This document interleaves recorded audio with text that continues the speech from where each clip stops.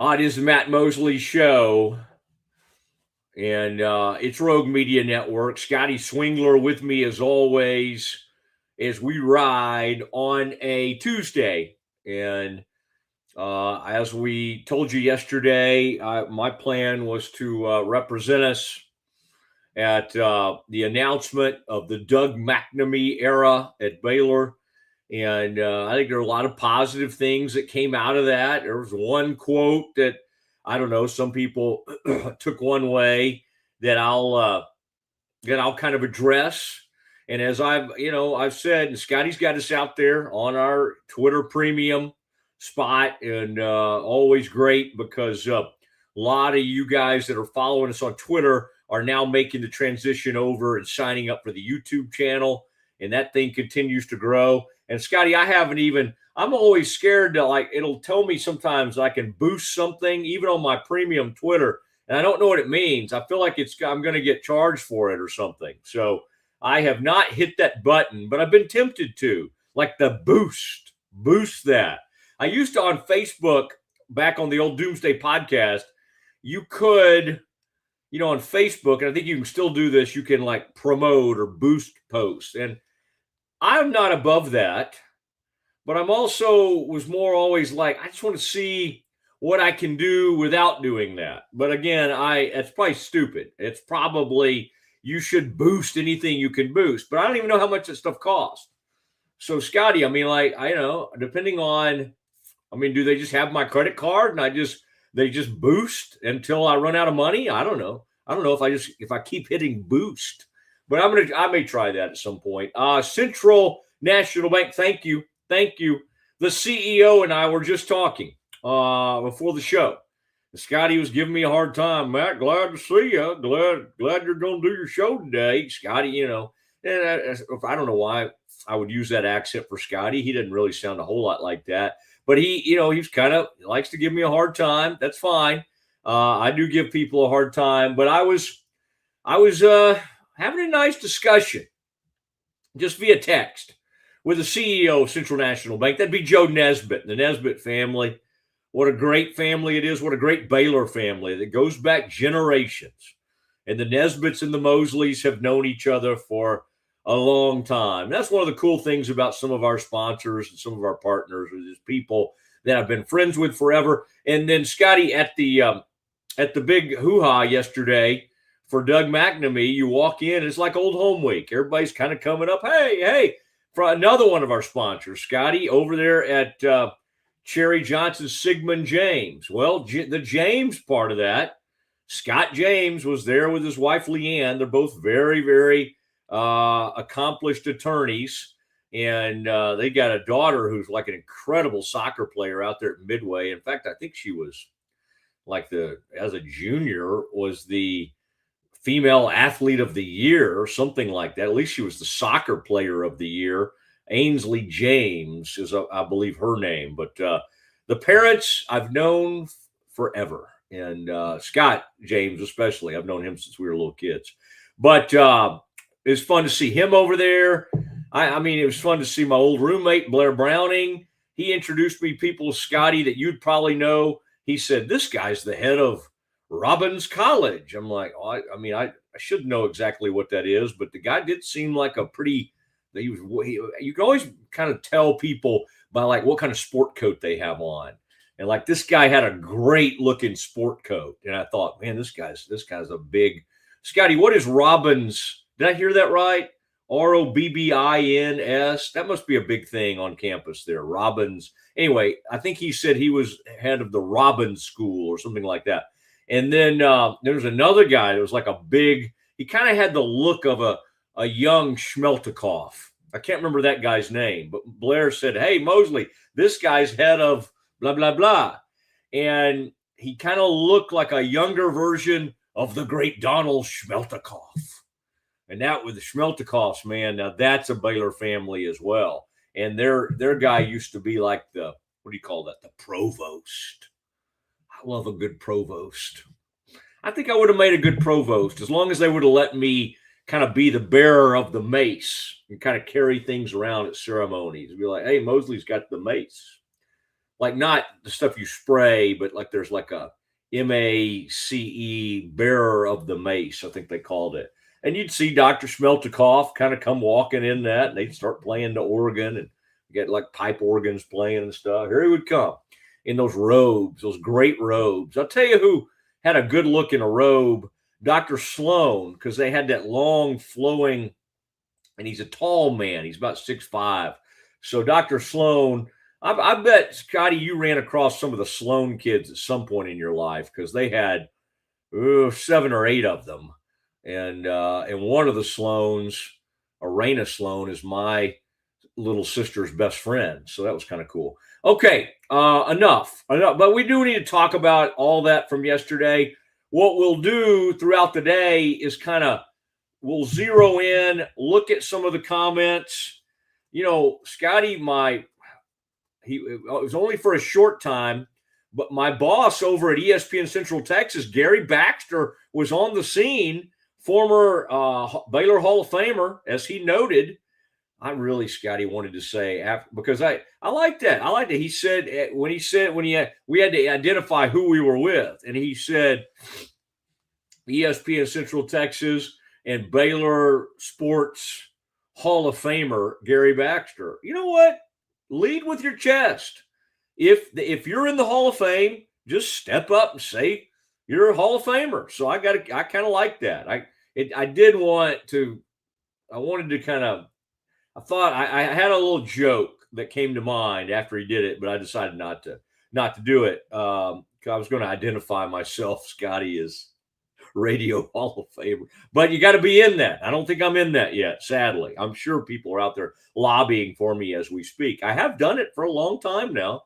I've been on the radio or the internet or whatever this is, the YouTube, since 2006, something like that. So it's pretty good. Been a pretty long run. Been covering the Cowboys as a writer since 2003. Let's give my resume. Let's go through my timeline. So anyway, and that was part of what yesterday was like, hey, Doug McNamee, where you been? What's going on? And I knew, Baylor needed yesterday to be about, hey, the 7 years away is not like a bad thing. It's not like he got sent out to wilderness. All right. He's out there subsisting on locust or something. He was not, is that biblical? I feel like John the Baptist was the locust and honey, but Jesus was out there doing something for like 40 days and 40 nights, had some temptation he had to face and some things like that. I'll have to go to my biblical scholar, Scotty, for some of that. Some of that comes to mind. Anyway, I thought Doug McNamee did a great job. I thought he hit all the right notes. I thought, it was sad to hear him talk about losing his father just about 3 months ago, about 2 months ago, actually.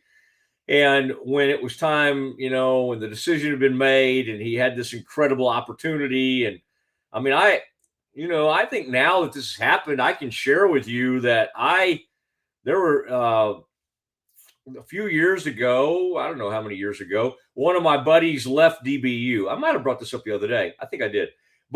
And DBU's job came open. They needed an AD. And I thought of Doug McNamee immediately. I thought, well, if he wants to get back in, I mean, DBU has this incredible baseball program. They spend a ton of money there. They have an incredible baseball coach. They actually play really good soccer, golf, and I mean, they have a lot of sports. They just don't have football.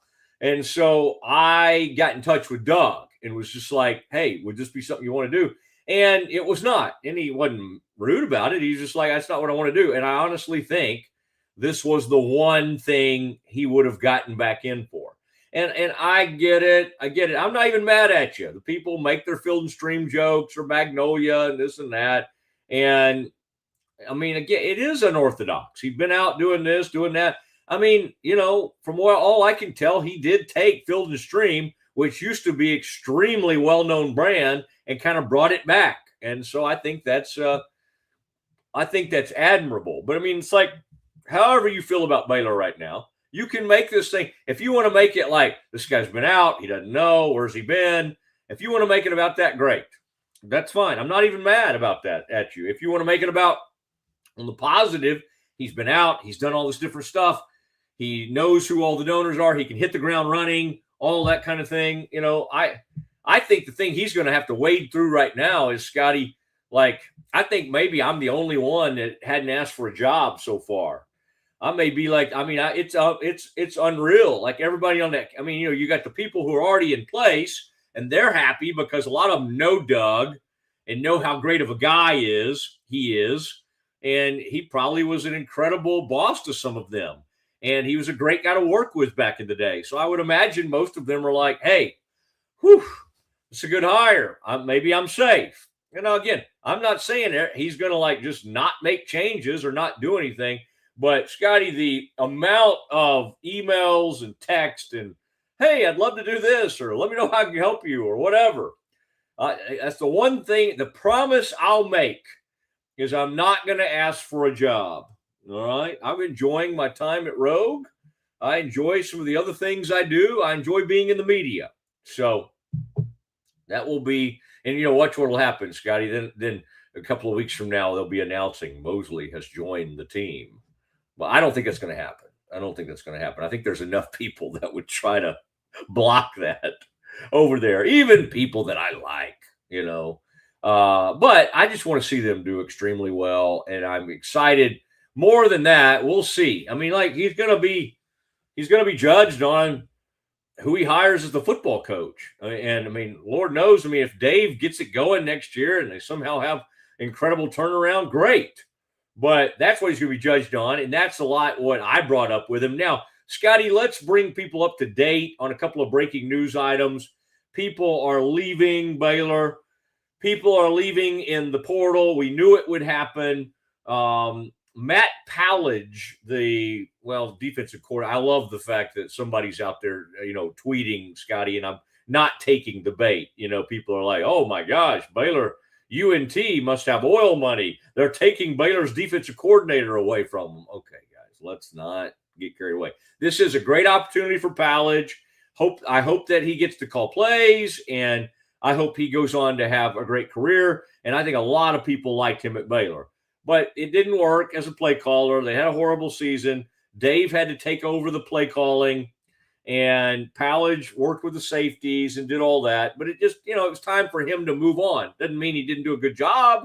Doesn't mean we didn't like him.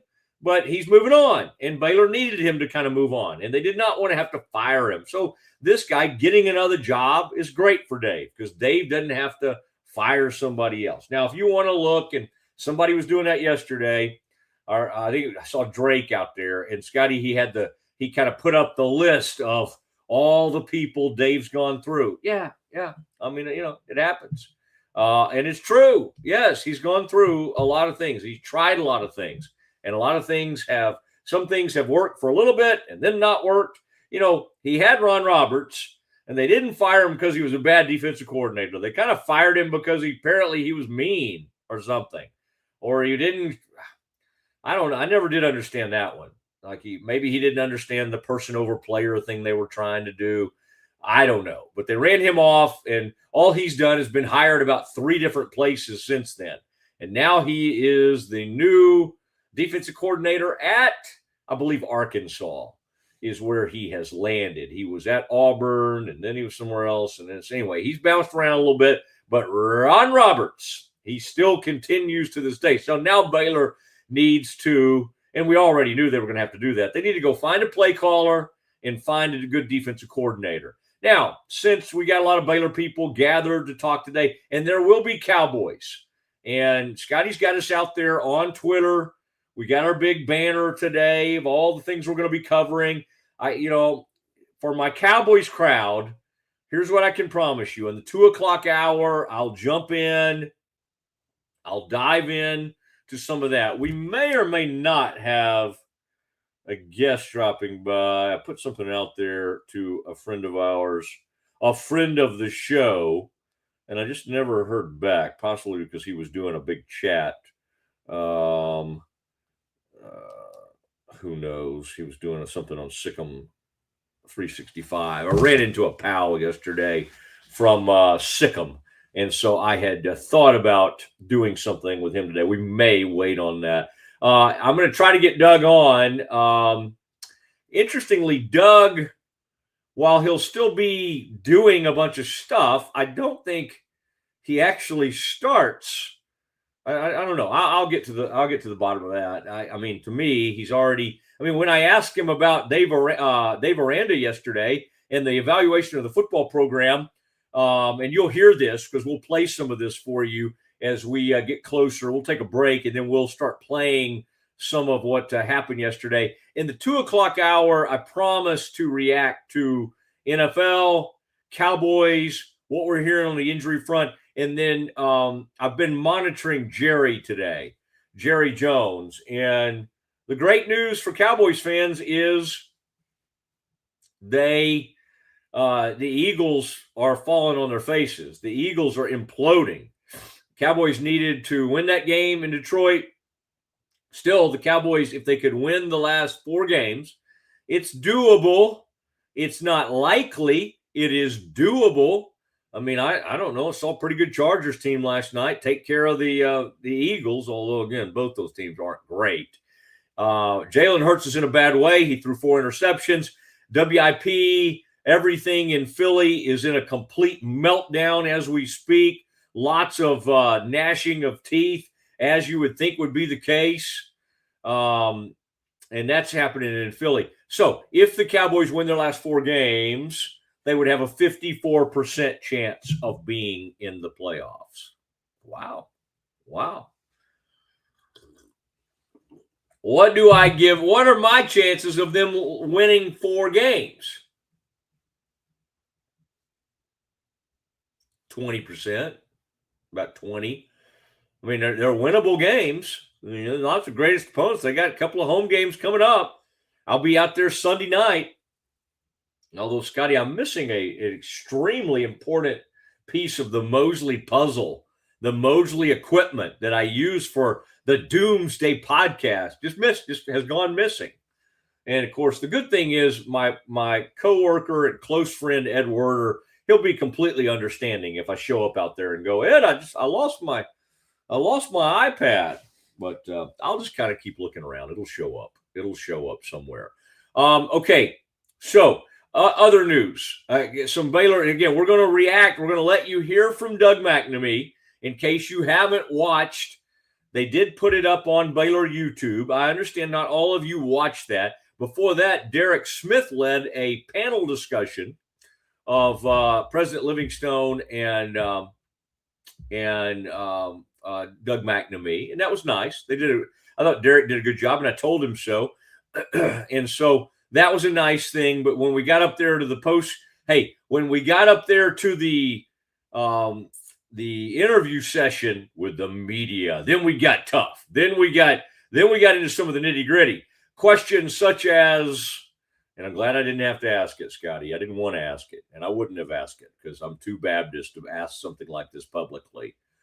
Are you going to sell alcohol, Doug? Is there going to be alcohol at the games? Are the Baptists going to allow all that sin into our stadium? Well, Doug's answer was something along the lines of, no stone will be left unturned when it comes to revenue. So that kind of leads you to believe that, yeah, it's probably on the way. And there are people that think that even for a smaller venue like Baylor is compared to other bigger venues in our own state, that you could make as much at a 7-game home slate somewhere in like $4 or $5 million in revenue off of alcohol sales. Is that anywhere close to the University of Texas or A&M? No. First of all, we don't drink as much. All right, we're good Baptists. We only drink and we won't be that much drinking either because, other people will be around. People will be hiding it. Scotty, we ought to sell it and put it in like what are those cups? The not styrofoam, but those solo cups. I ought to put it in, or sell it and put it in coffee cups. That would make some of the Baptists feel better about walking around. Now, some of you are out there like, Mosley, we're fine with it, okay? We've been Baptist all our life. We're good Christian people, men and women, and we'd be very open with that. You think up in Manhattan, Kansas, or in Lawrence or somewhere, you think they're hiding anything? Not on your life. They're just like, here we are. Here we are. I mean, they just wear it right there on their chest. But the Baptists, some of us still kind of like to, they don't like to do that.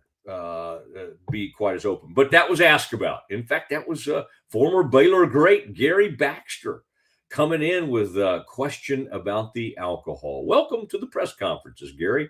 And it was fun to see him. And Gary, for the short time I had him, he was an excellent boss. Very nice guy and a true legend. I mean, we throw it around sometimes. Now that guy played some cornerback and then went on to play, had a really nice NFL career for about 10 years. So I liked seeing Gary, and he jumped in there and got in some questions. Good to see my old pal Ward Whites as well. Old Ward Whites was in there, a man who will call a big time high school game on you, and then also does Mary Hardin Baylor, UMHB, and the Crusaders, the crew will come at you, and they over the years have been incredible. So always love checking in on the crew to see what they're up to, especially some of those championship runs they had under Coach Fredenberg, and now they've moved on from Coach Fred, but he still hangs around. All right, Scotty, one last thing before we get ready to break, and then we'll listen to some of Doug McNamee's remarks from yesterday, and I'll react to some of that. I know Scotty had Scotty, how in the world did you handle all that this morning? I thought you were going to do some kind of please bear with me thing, and then you had kind of you were helping Pete with some things. I don't know how in the world you were balancing all that, but I guess I could have stepped in to help, but I was not called upon. I always, Scotty, think of me in those times of turbulence. Scotty, did you ever try to book me over the years for Please Bear With Me? Don't answer that, because the answer to that may hurt my How in the world would you not have reached out to me? I reached out to you every single season I did that show. And got one response one time, and it was a public tweet I put out instead of a DM I tried to send you. And you responded with something to the effect of like, load me up with a good Dr. Pepper and I'll come on your show. And I was literally like, done. Like, I'll buy you all the Dr. Peppers you want. And then you never came on the show, actually. That does not sound like me. And I, as anybody will share, I'm hard to pin down. But if you stay after me and if you DM me enough, I will come on your program. But I'm sad. Well, see, I walked right into that one. My gosh. Old Mosley, the Scrooge of radio and podcast. Unbelievable.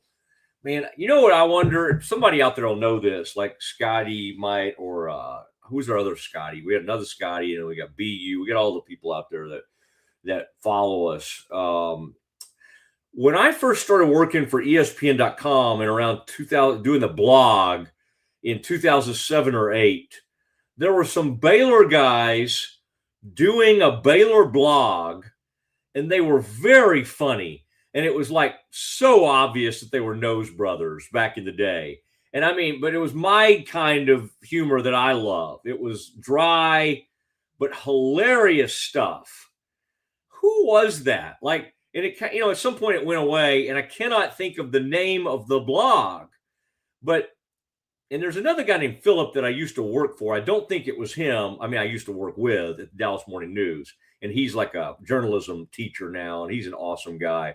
But it wasn't Philip, but there were two dudes, and I mean, they were so funny. And it wasn't a podcast. It was a written blog. Somebody out there will know who I'm talking about. I love those guys. And then I started trying to bring that stuff onto the ESPN.com, And of course, my national editors were like, at some point they're like, stop doing that. You're not. People don't care about Baylor, and they might have been right, but I cared about Baylor, and that's why I always talked about Baylor and on the national platform back in the day that I had. I had to laugh. At some point recently, somebody said, "Do you think you could help us get so and so on Colin Cowherd?" I'm like, "Well, no." I said, "Sure, but like put them on my show first. I'm not a booking. I'm not, I'm not booking something for that's another great one, Scotty. When somebody will call you up, like, they're like, we need somebody to speak to our group. And, you think for the most part, and I get asked to speak at things and I enjoy doing it. I don't like being an MC, but I do like showing up at the local Exchange Club or Rotary. I've done the Temple Rotary Club or Kiwanis and stuff like that for years. But the funny one is when they call you and then they go, "Hey, we need somebody." And you think they're about to ask you to do it. And they're like, could you help us land Norm Hitzkus? It's just like, they don't get it. They don't get it that it's like, it's kind of a shot to you when they're like, "Hey, Matt, could you get John Morris for us?" Like, okay, sure. That's what I do. I'll go try to book John Morris for you. Now, when I love doing speaking events with John, and John will tell you this, and John and I should do more together. I don't know. Maybe John thinks there are people over there that don't want to hear from me, but when the Baylor Business Network, and I think Clark Dalton or somebody like that was running that back in the day, but when they got me to speak to a really large group one time, I didn't want to just stand up there at the podium and blah, blah, blah. I thought it'd be more fun to like have a visit. And John came up and did it with me. And John kind of moderated, kind of interviewed me, but we honestly just had a fun discussion. And Scotty, that was a great format, because John's so used to kind of setting up others that you miss the fact John's actually pretty funny, but he doesn't focus on that because he never focuses on himself. And of course, I focus on myself most of the time. But John and I, and we've been together, we did a speech in Temple and stuff. He'll even confirm this. The two of us on a stage together, that is really good. Maybe McNamee will try to bring that, but for whatever reason, John does not push that. But whenever I've asked John, "Hey, John, I'd like you to do this event with me," he's always Johnny on the spot. He's like, no pun intended. And so anyway, I appreciate that about him. All right. Scotty, let's deliver that sad news. He's okay. I've checked into this. This guy's okay, and he'll be fine. I just didn't really understand the announcements. These announcements can be a little bit cryptic and a little bit vague.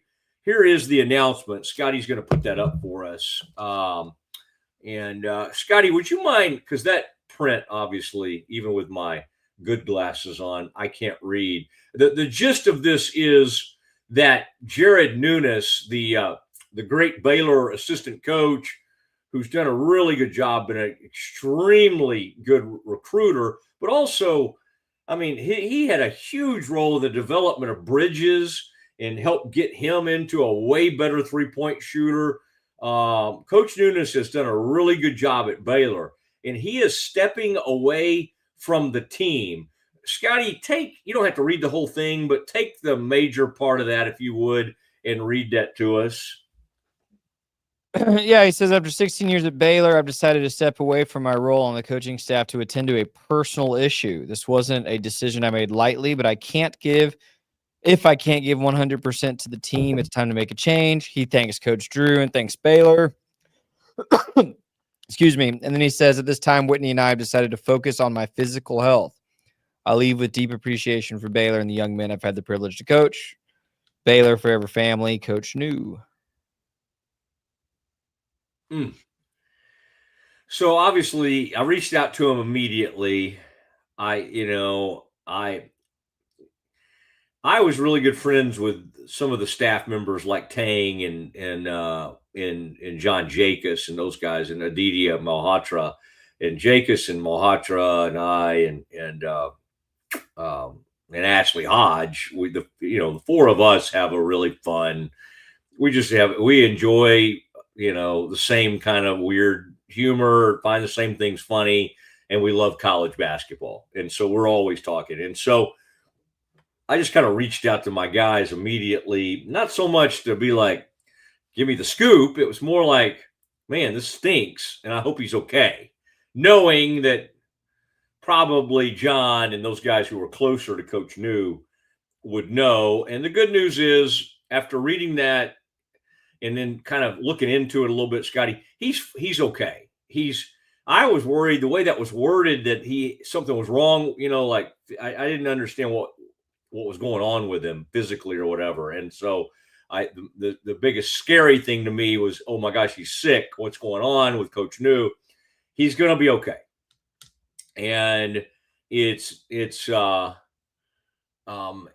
given somebody else having to step away recently, I just think people are like, what's going on or whatever.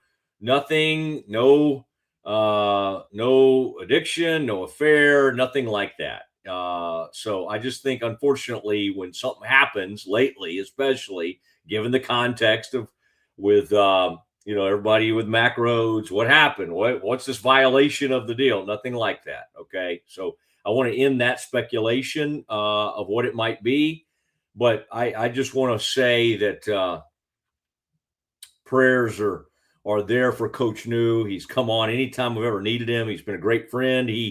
He's the reason, Scotty, quite honestly, that when Baylor gets a big recruit or they get somebody in the portal, Coach New loved my old radio show, and he would be the one that would, make sure we got those people on.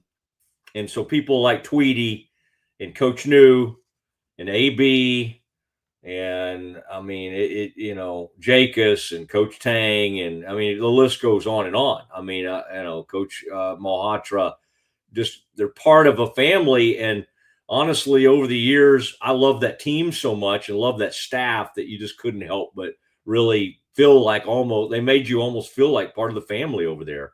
And somebody will be mad at me. Who was I? Coach P. Coach P, obviously, who I think is back with Coach Tang now. I love Coach Peterson, Bill Peterson, who was a huge supporter of our show. And then, of course, Grant, who's a longtime great friend. But that's a huge because Nunes played at Valpo when Scott was there in like 90. Right around 97 or something more like that. 97, 98 was a really good player, by the way. I think he was a point guard. And so was part of that Homer Drew and everything like that. And so, I mean, that was he's been with Scott for a long, long time, a trusted ally. And so that's a tough loss for the basketball program. I don't know how they'll handle. I think they've got a great staff, and even some of the support staff and some of the so many people involved. People will step up. They'll fill in for Coach New, and I would not imagine that they'll promote or replace him or anything like that until after the season. So that's probably how that thing will go. So anyway, mainly our thoughts are with Coach Nunes, and tough situation there. Hate to see him step away. But our main thoughts are, man, just get better. And I hope you get everything worked out. And we can't wait for you to come back. If not Baylor, back into the coaching community, because that's what he does. And I would be shocked if we don't see him coaching again. Okay. It is the Mosley Show here on the Rogue Media Network. Scotty Swingler doing his thing. He's a man he'll drink a good cold latte on you if you don't watch it. And Scotty, I actually did a Scotty type thing. I went with over across the street with the vanilla latte. Of course I do it hot, you do it cold, and Man, that's an expensive drink over there. My gosh. I mean, I want them to come on and advertise with us, but whoo, may have to get them to come down on their drinks a little bit. My goodness, that's about 680, and that thing's about that tall. My gosh. Okay, I don't think I'm helping with our sponsorship. Let's hear from Doug McNamee, the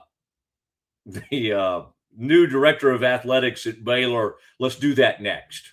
If you want the best for your body, you want Ascension Providence, the largest sports and orthopedics group in Central Texas. Using innovative and cutting-edge technology, we're able to understand your body better than ever, delivering treatment with precision. And with our fellowship-trained and board-certified doctors, you'll receive excellent care. Work with a team dedicated to your health, wellness, and safety. So you can perform. At your best. Ascension Providence, caring for Texas families for over 120 years. When you strive for greatness, you have a target on your back. When it comes to finances, we're all targets for scammers. But with the right game plan, you can protect yourself. Don't get faked by fraud. Here's a tip. If you get a call saying they're going to lock you in jail for missing jury duty unless you pay a fine, that's fake. Scammers use scare tactics to force you to act without thinking. Just hang up the phone. This message is brought to you by Central National Bank. Baylor Nation rolls along with Allen Samuels Dodge Chrysler Jeep Ram. Start with award-winning service and factory-trained techs. Then shop our new and used lineup. From cars, trucks, to SUVs, all makes and models. Running a business? We're your Central Texas headquarters for ProMaster vans, cabin chassis, and work trucks. For power and comfort, test drive the Ram 1500, the Motor Trend Truck of the Year winner again. Allen Samuels in Waco, proud partner of Baylor Athletics. Come by, let's be friends.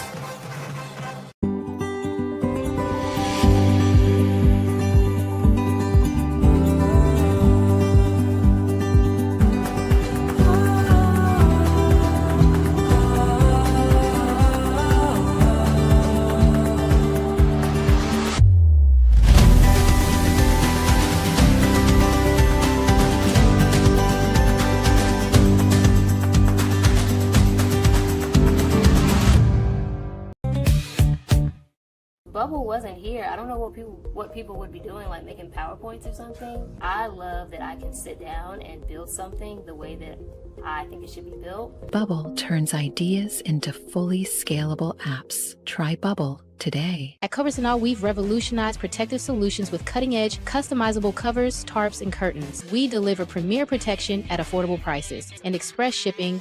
Visit coversandall.com today for the perfect fit, guaranteed to last.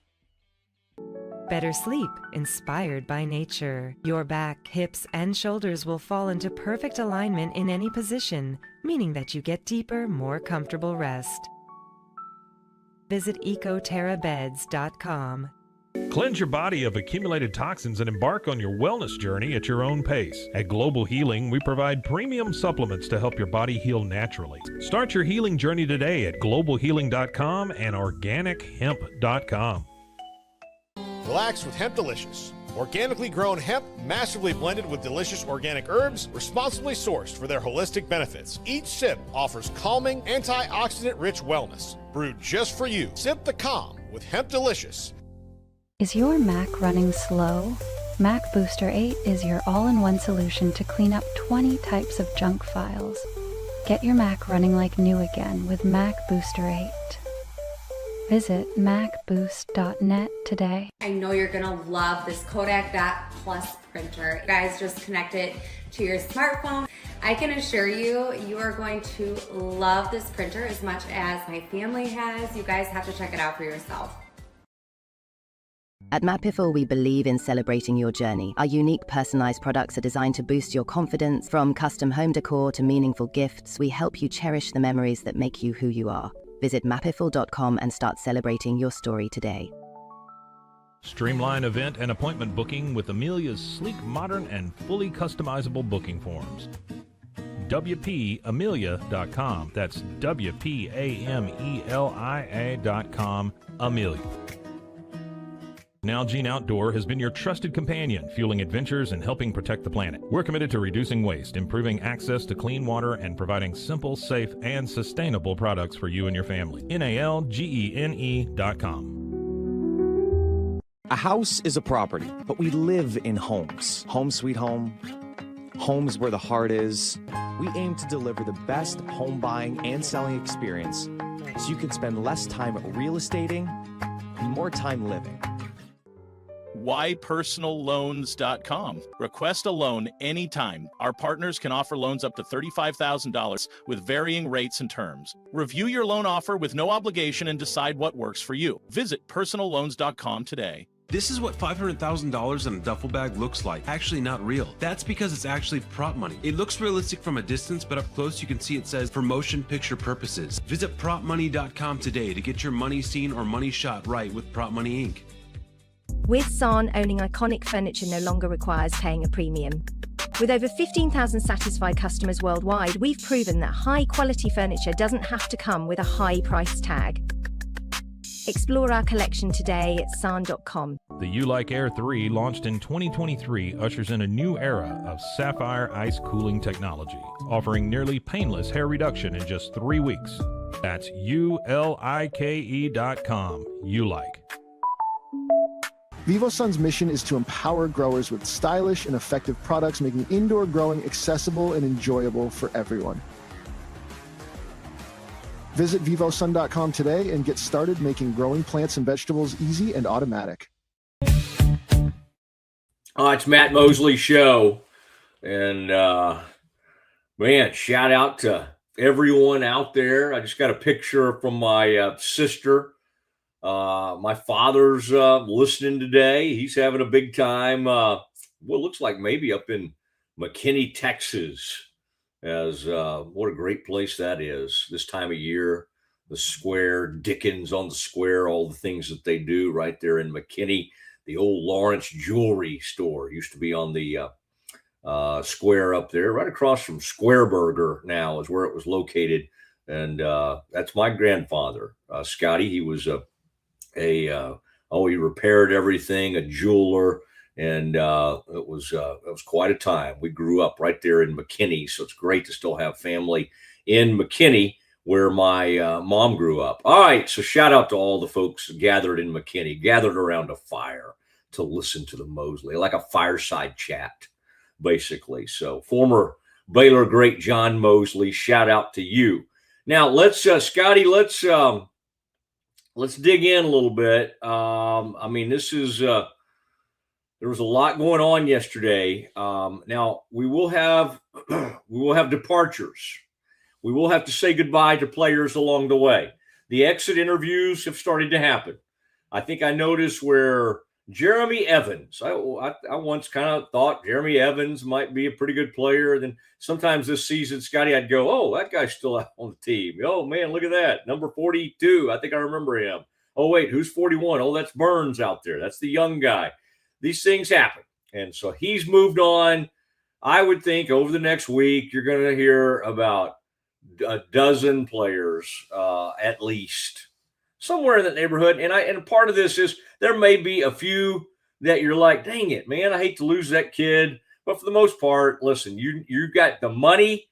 It's time to hit on this class. The portal is huge. And it was addressed yesterday also, Scotty, about the bowl game. And you and I talked about it. Nobody was, I was joking with the President Livingstone yesterday about, like, she said, well, we had friends. She had friends in Birmingham. And I said, well, yeah, I do too. I was ready to see some of those friends in Birmingham. Christmas, I was just joking with her. I'm like, you didn't want to do Christmas in Birmingham, but the Bears did not. The Bears decided to stay home, focus on the portal that'll open. Portal opens January 2nd and goes till January 16th. You're like, well, what about all these other kids leaving who've hit the portal? Well, that's how it works, okay? They don't all stay around huddled at the portal and then wait till New Year's to jump in the portal. It's just that's when it officially opens and closes, all right? That's when you kind of got to get all the paperwork right now. The team started recruiting in the portal, the programs, I don't know, like last year. Like the season before last. I mean, they're trying to tamper with your rosters from the get-go.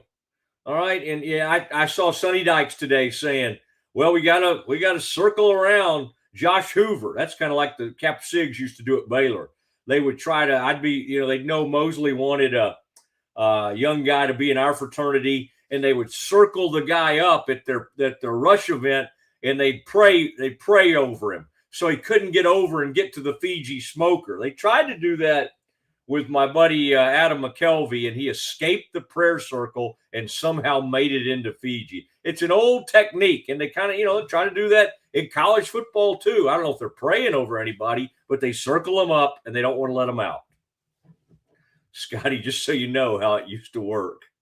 The old Baylor. Does that not sound like the most Baylor thing ever? Well, I talked to somebody, I couldn't come to your smoker because they got around me in a circle and started praying over me. I'm like, whoa, man, that's something you wouldn't see at our fraternity. The Phi Guys might do that. But boy, back in the day, Scotty, even the Kappa Sigs were doing some major prayer time to try to get the folks to come over. And I don't know what they're doing right now. I feel like the K-Sigs may have gone kind of the party direction, which is okay. People can do whatever they want, but they're not quite what the K-Sigs were. I don't know. It's only been 30 years, 25 years. I'm talking about going back to about 25 years ago.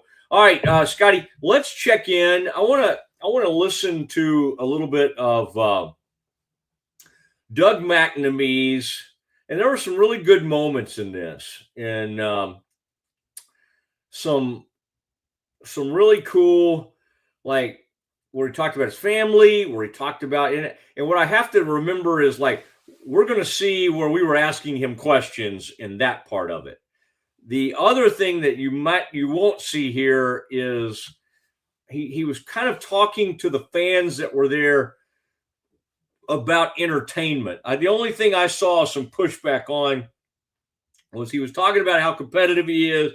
You got to win, but win or lose, the fans have to have a good time at the games. I didn't really, on the surface, I don't see anything wrong with that statement, but I think some people took it to the way it was unfortunately put out there by one of my friends in the media. It kind of looked like, well, we're just trying to get everybody to have a good time at the games, win or lose. Let's all shake hands after the game and give each other hugs. And again, the name of the game is still about winning. Doug knows that. Doug knows that no matter how entertaining the music is or whatever they're doing. I mean, I was kind of joking, Scotty. I put it out there that I meant to ask him about bringing the live mascot back to the stadium. And I kind of was just joking about that, right? And boy, people on Twitter were like, yes, yeah, Matt, I wish you had asked him that. Like, we need to get the Bears back out there. I would like to, I'm for that. I don't think that's going to happen because PETA or somebody will get mad. Why can't we put that Longhorn? I know bears maybe are smarter than Longhorns in a lot of different ways, but why do certain animals get to be around crowds like that? That dogs are smart, but yet that collie gets to go to that loud environment at A&M. Like, why can't, if you can take a dog out there and the dog, old Smokey, the dog at Tennessee, why can't you take a nice little bear cub? It won't hurt anybody. Now, the bears are kind of growing up. I think Indy and Bell, if I had to check right now, I bet they're sitting there. I bet they've reached how big are bears? I don't know. But what do they get to be? Like 400 or 500 pounds or something, maybe more. I bet they're at least have made it up to around 200. Okay. They're kind of at Mosley level. You'd have to keep going north on that.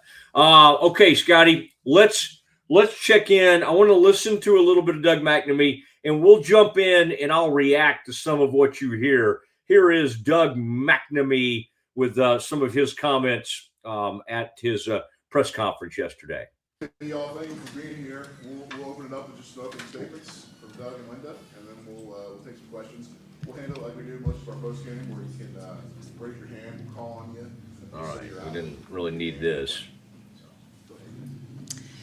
I'll start and then let Doug say a few words. Now, we're just thrilled to have Doug joining us, returning really to Baylor as our Director of Athletics. And we had a really quick search. Took us about 2.5 weeks to get to this point after we started the process. And just deeply grateful to Bob Odine, who helped us with the search. And really, we looked at a wide swath of types of candidates, from those sitting athletic directors in both Power 4 and G6 conferences, as well as some non-traditional candidates. And at the end of the day, after doing that and thinking about the current and dynamic landscape in college athletics, felt like Doug brought all the things to the table that we were looking for. He certainly had a background in athletics. He knows and loves Baylor, deeply committed to Baylor, but he brings an entrepreneurial spirit. He's done media deals, he's done corporate partnerships, he's done all kinds of brand building. And so we just felt like for what we need and the way college athletics is going, he just brought the perfect combination of skills to the table. And so we're thrilled to have him and really looking forward to his leadership of our athletics program. Well, it's an honor. A huge gratitude to President Livingstone and to the Board of Regents and to everyone in the Baylor family. This was a 27-year journey for me to get the absolute one-of-one job opportunity. And I just feel like it's a great day for Baylor family. We are going to prioritize the Baylor family, and just super appreciative of what I think is a bold but trend-setting decision the president made.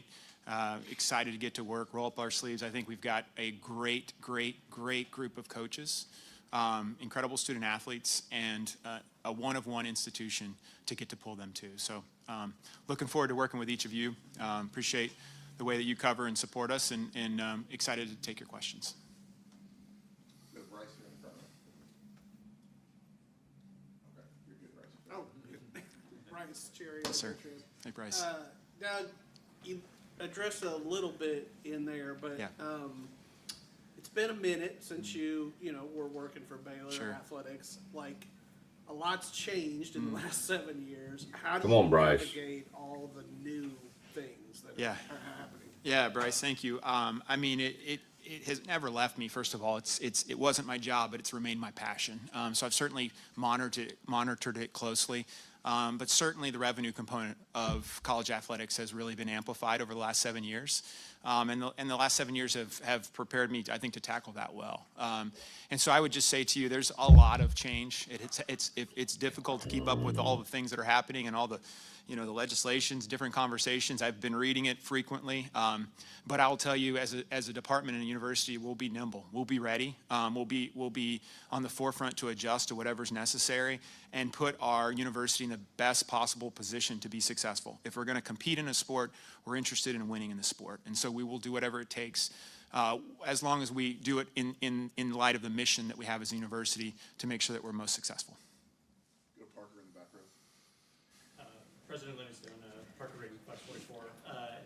Given the candidates in this search and just the effort that you guys put in a short time frame, was it important to you that you brought back somebody that is a Baylor alum, like a Baylor-centric person, and how did that factor into the process? I mean, it was one of the factors, but all the candidates that we looked at did not necessarily have Baylor ties, but we were kind of looking for as complete a package as we could find. Everybody brings strengths to the table. Everybody brings things to the table where they're going to need others to help support them and encourage them. So I would say for Doug, the fact that he is a Baylor person and has deep Baylor ties was a benefit and certainly added to the equation and certainly helped tip the scale. But overall, in a lot of other ways, he was our strongest candidate. So it certainly mattered a lot, but it wasn't sort of the deciding factor necessarily in what we chose to do. All right, hold on a second here, Scotty. We got to wind that up, Scotty. I can't believe I interrupted myself. Rogue Media's own Matt Mosley was about to ask a question. How dare I cut in on him? I didn't. Okay. Well, I don't. It's interesting. Like, do you need a Baylor person right now? Well, it helps. It helps kind of unite everybody and the Baylor people who don't feel heard and feel disconnected. But Scotty, we talked about, like, you also have to keep in mind, you've got to strengthen your ties and get the community more involved and Baylor people that didn't go to Baylor and all that. So again, I don't think that was the only, what was funny, and what you're about to hear me ask, maybe I got to it too quickly, but it's what everybody wants to know. Like, what are you going to do with football? What are you going to do with this coach? This coach got saved by a guy who had a scandal. Now, that's okay. People sometimes take advantage of getting saved, whether it's like a profession of faith or whatever. You take advantage of it. You got a second, or I don't know how many chances, a third, fourth chance. Aranda, all you can hope now is, and one thing I thought about asking was like, are you committed to bringing Dave back for this season? Because you're like, well, Matt, she's already said it, but he's the new guy. And I think some people were holding out hope that he might come in and go, this is too far down. We need to either have an interim or something, but we need to get him out of here. Okay. I think also we knew that was not going to happen. So I just think we need to honor the fact. I think the Baylor people in the crowd, me, everybody, but, there are also other people that like cover the team. Like one of them went to Michigan State. Our friend Zach, Scotty, like I had to laugh at him because we're all back there, right? And of course, I'm in the media and I'm back there. So I'm not going to put up though I've done it many, many times in my life. I'm not at the end of the public session. They did the Baylor line and everybody put their claw up. And I noticed he just like went racing out of the room. But I was thinking in that moment, that was the Baylor people coming together. And that crowd that was there is more of the supportive, not ever going to say anything rude to President Livingstone or anything like that. I'm also aware that there are a ton of people out there who are angry with her, want her fired, do not like how she's handled this. I think she's aware of that. I think if I had it do all over again, if I had another question, you'll hear what I ask here in a second. But I think I might have asked her, like, do you have some damage repair to do with this fan base? Because whether it's fair or not, you didn't do what they wanted you to do. You have a team that spiraled out, finished horribly, finished 5-7, and everybody was wanting a change, and you decided to retain him. And then some people are like, I know some people are mad like at the timing of it. You could have waited until the end of the season. Retaining Dave Aranda was going to feel bad to most of the fan base, no matter when you did it. So I think she decided, let's just do this, hope for the best, hope they somehow win a couple of games, and they did not.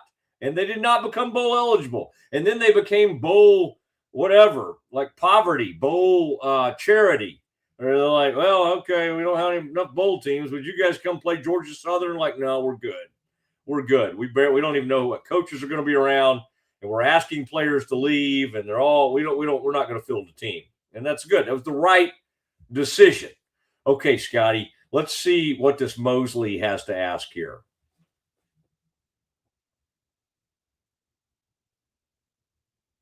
Necessary and put our university in the best possible position to be successful. In a minute, since Oh no, we've skipped. Necessary and put our university in the best possible. Do whatever it takes, as long as we do it in light of the mission that we have as a university to make sure that we're most successful. Go Parker in the back row. President Livingstone, Parker Rating, Class 44. All right. We're trying to get, I think Scotty was probably trying to back it up a little bit so you could hear my full question. To get to pull them too. So looking forward to working with each of you. Appreciate the way that you cover and support us, and excited to take your questions. Now, this goes back to the first. It's okay, Scotty. Let me, while you work on that, let me just talk for a second. If you'll just, you're fine. No rush. Just kind of get it back to where I was going to ask that question. Sometimes it can be tough when I start and stop these things. And of course, I interrupted it right in the middle of one of my questions, which was about Dave Aranda, and he's going to talk about the football program and all of that. We'll get back to that. But the question that kind of that we accidentally got to right there, it's interesting. I think there are a lot of Baylor fans. It's not just Gary Baxter who's asking that question. What's Baylor going to do about alcohol? They're going to sell alcohol. Could they get, the revenue? So that's a catch-22 situation, because there's going to be part of, and this is not just, it'll sound like I'm saying old Baylor. This is old and new Baylor. There will be people that are like, let's stick to what Baylor really is. I mean, let TCU and SMU have beer sales and have their alcohol sales. Let's at least continue not to do that, because the truth is, all these places, even the University of Texas and Texas A&M, didn't start doing this until the past, 5 to 7 years. It's not like they've been doing it forever. Oh, you could always get a beer at a Texas game. Yeah, in the parking lot, but not in the stadium. All of this is relatively new. So I think it's probably unfair to act like Baylor's in the dark ages on this. Now, maybe Baylor is in the dark ages on some of it. So I think you have to do cost-benefit analysis. Does an extra $3 to $4 million in revenue cover or help, the situation with the negative feedback you're going to get, the blowback that you're going to get? For the most part, everybody will still come to games. It won't ruin the atmosphere if they have the alcohol. And quite honestly, knowing Baylor people, yes, people will partake, but I can't see that it's going to turn into a crazy atmosphere. Oh my gosh, these people are just, and if it does, they'll do what they do at other stadiums. They'll get them out of there. I mean, Texas A&M does kind of a fun thing where the police department makes fun of the drunk people, and they call them out and they go, Section 232, we just got somebody out there. Somebody was wandering around, not wearing where they were. And so we took them out of the stadium. It just provides an opportunity for the Waco PD or Baylor PD or whoever does these things to have a little fun. So we'll see. I don't have strong feelings really one way or the other. I'm in the press box. I'm not going to be having a drink of anything. You say, well, wait, the media doesn't drink. Well, sure they do. But usually most of them wait till, after they're off duty, for goodness sakes. Now, maybe in the old days they didn't. But yes, again, I don't really think it's necessary to have it. All right. And I don't think it really, honestly, enhances the experience that much that people think it does. Do you really think people are going to drink? They're going to do it anyway. Do you really think having alcohol is going to bring an extra 10,000 fans to the games? I don't think so, but some people might. That's fine. That's fine. Scotty, are we back? Let's check in again on this news conference. Doug McNamee and President Livingstone addressing the assembled media. What we chose to do. Matt Mosley, Rogue Media. Doug, congrats. What will your evaluation be like of Dave Aranda and his staff, and how will that, it'll take a little time, Sure. but how quickly do you need to get through that as the portal and everything's hitting? Hey, Matt. Hey. Hey, Dave and I have probably spoken 5 times in the last 36 hours. And, I told Dave, I said, first of all, I want to thank you. You brought some incredible memories and moments for me. I specifically called out that goal line stand against Oklahoma State to win the Big 12 championship. I wanted to also call out the victory in Lubbock last year, where we went in there and defeated them while they were retiring Patrick Mahomes jerseys. And Dave and I both agreed that those really, really enjoyable moments, we need more of them. We haven't had enough of late. And so he shared that. We're in total alignment. We need more of those great moments. And it's been a tough road of late. And I just told him I'm here to do whatever it takes to help them be as successful as we possibly can. We're in it to win it. Dave's committed. And just, I think, early impressions. We've, again, brief several phone calls. But I think he and I will work well together. Gary Baxter, ESPN Central Texas, Baylor alumni, 100%. and Hall of Famer Yes, sir. as well.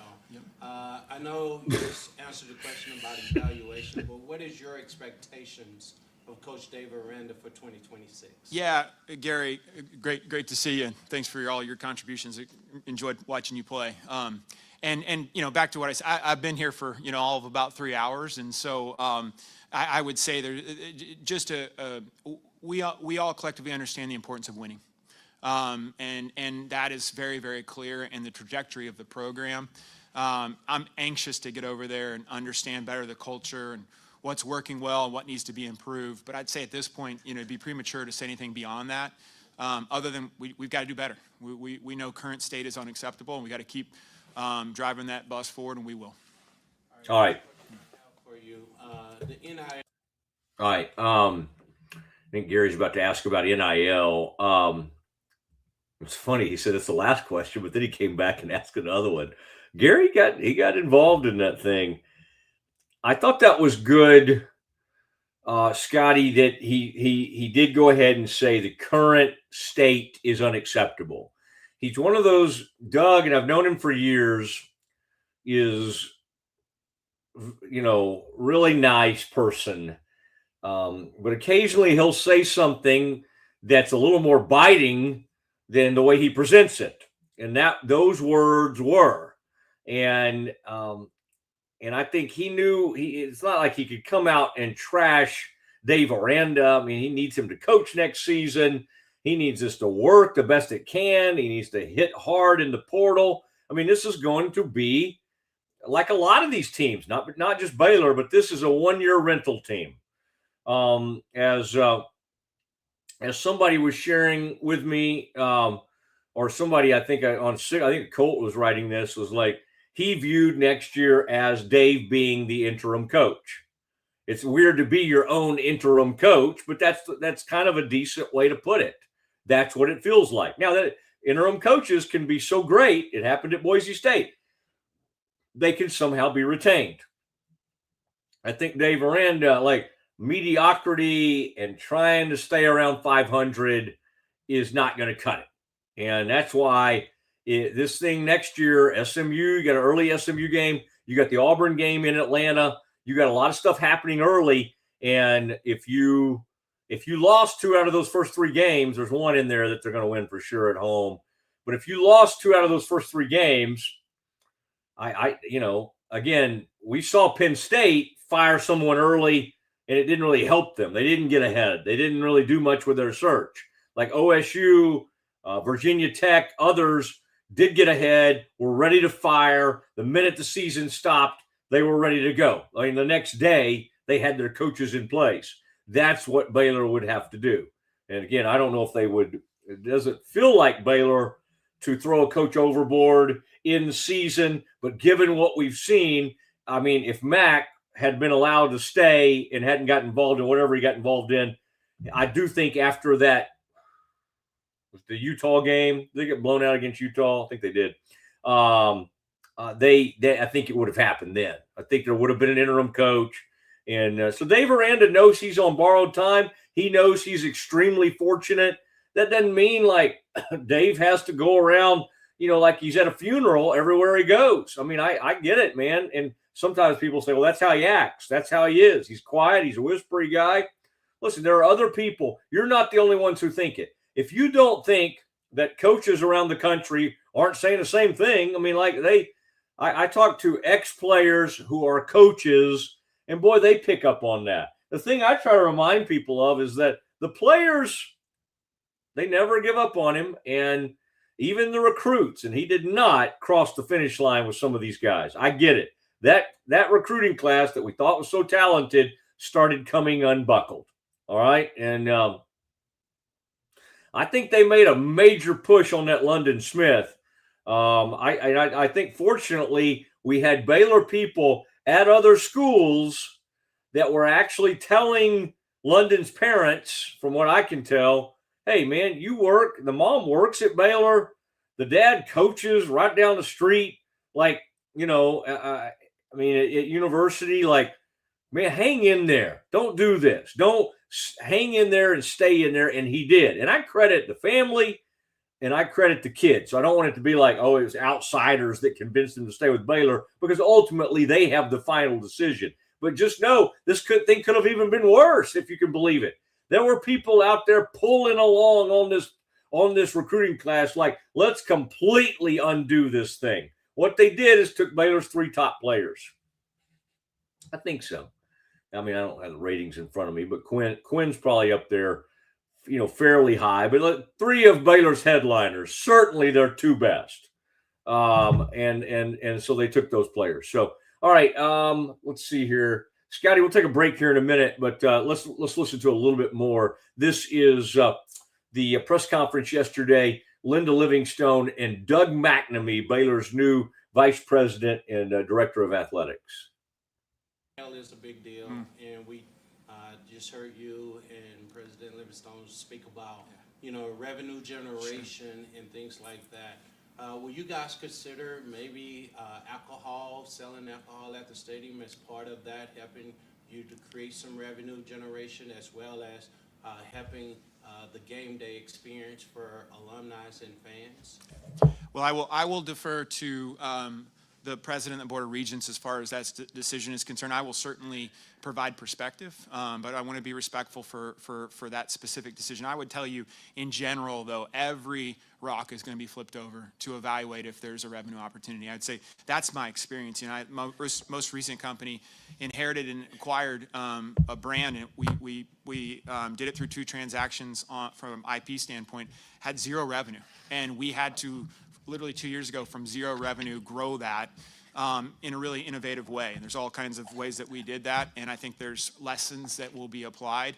But really, as it relates to revenue and within the college athletic department, we need to tell our story well. We need to tell what our purpose and our mission is, and we need to tell our constituency how they can come alongside and help us. And I think that's an opportunity for us to improve. There's so much confusion, and I would say, buzzwords around NIL and revenue. I think if we tell that story well and we show why it's important for Baylor to be successful in college athletics in this day and age, I am very confident. I've seen it happen before. We have a constituency and a fan base that will step up, and we will be able to support our teams and our student athletes at acceptable levels to be successful. Zach Smith, the Waco trip. Doug, your revenue building acumen really isn't questioned. Where do you feel like you need to grow or learn in this job? Yeah, I think certainly, it is a first time for me to sit in this chair. I think humility is a trait that you'll find for me to be consistently, mindful of. I'm eager to get to connect with a lot of these Big 12 conference ADs. I know a handful of them. Eager to learn, ask questions. I think understanding how to be most supportive to our coaches. I look at our coaches as CEOs, and I've had a chance to speak to every one of them today. Fortunately have a relationship with most of them that precedes this, but had a chance to talk to each one of them. And my theme has been consistent. I want to make sure we have the best coaches in the country that are wanting to fulfill the mission of the university, and then do everything I can to support them. Get out of the way and support these guys. They are talented individuals on their own, and how can I walk alongside you and help you do your job better and support you and clear hurdles for them? So I would say, as far as the growth, it's acknowledging that's going to be a first for me, but I think the humble approach is going to be super valuable and helpful, and I'm eager to do that with each of our coaches. All right.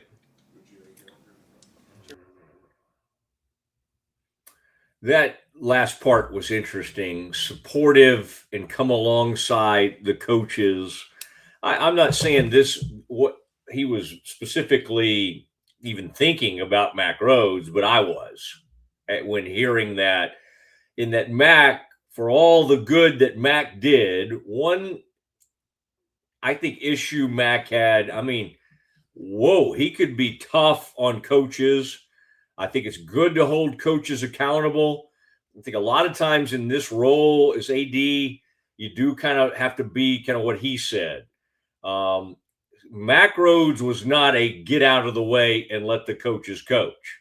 Now, there's probably a happy medium here, because Ian McCall, for all the success he had in hiring Art Briles and all the great basketball success he had with Kim and Scott, he was a humble, get out of the spotlight, let the coaches coach, and then really support them.